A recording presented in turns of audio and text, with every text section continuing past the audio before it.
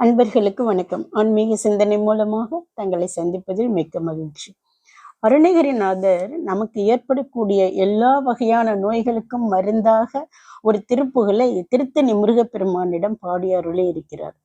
அன்பர்களே, இந்த திருப்புகளை தினமும் பாராயணம் செய்து வந்தாலே எப்பேற்பட்ட நோயும் முருகப்பெருமானுடைய கருணையால் நம்மை விட்டு நீங்கும்.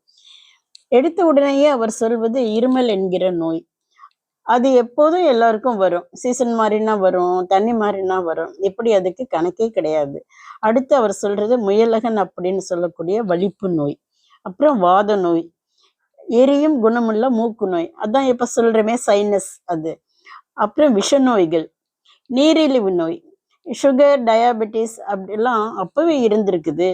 அப்புறம் நீங்காத தலைவலி, இரத்த சோகை, இப்ப சர்வசாதாரணமா அனிமிக்கா இருக்கு அப்படின்னு சொல்லிக்கிறோம். அப்புறம் கழுத்தை சுற்றி உண்டாகும் கண்டமாலை புண், அப்புறம் நுரையீரலில் கோழை நோய், நெஞ்சு எரியும் நோய், தீராத வயிற்று வலி, அதோட ரொம்ப வலியோடு கூடிய மற்ற நோய்கள். இப்படி இது எல்லா நோய்களும் இந்த பிறவியில் மட்டும் இல்லை, இனி எடுக்க இருக்கிற ஒவ்வொரு பிறவியிலும் என்னை வந்து பீடிக்காதபடி உன் திருவடிகளை தந்தருள்வாயாக என்று கூறுகிறார். டாக்டர் மருந்து கொடுத்தா இப்ப மட்டும்தான் குணமாகும். ஆனா கந்த கடவுளோட திருவடிகள் இனி வரும் எல்லா பிறவியிலும் நோய் வராமல் காக்குமாம்.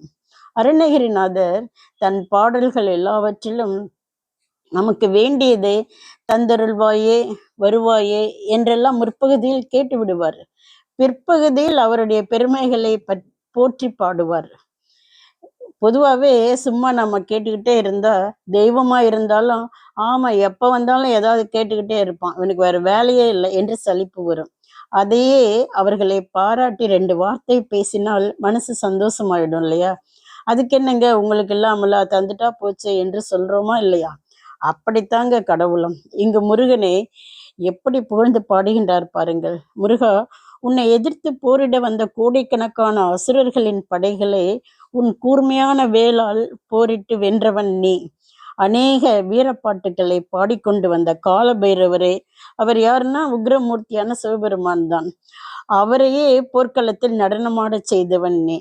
கற்பக விருட்சத்தின் நிழலில் வசிக்கும் தேவேந்திரன் மகளான அழகிய தேவயானையின் மணவாளனே, எல்லா பக்கமும் கடலால் சூழப்பட்ட இந்த பூமியின் மத்தியில் சிறப்பாக விளங்குகின்ற திருத்தணிகை மலையில் வீற்றிருக்கும் பெருமாளே என்று போற்றி பாடுகின்றார். இப்படி பாடினால் முருகன் கருணை புரியாமலா இருப்பார்?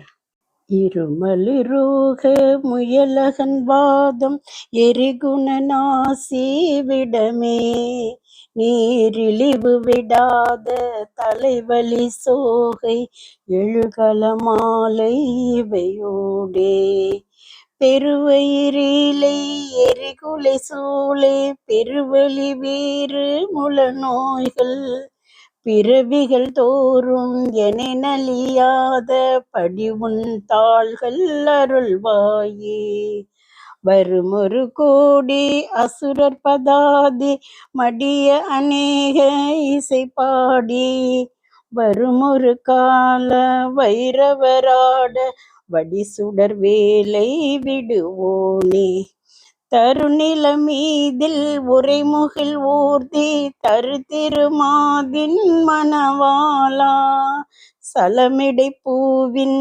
நடுவினில் வீறு தனிமலை மேவு பெருமாளே, தனிமலை மேவு பெருமாளே, பெருவயிரிலை எரிகுலை சூளை பெருவழி வேறு முல நோய்கள், பிறவிகள் தோறும் என நலியாத படிவுன் தாள்கள் அருள்வாயே, முருகா அருள்வாயே.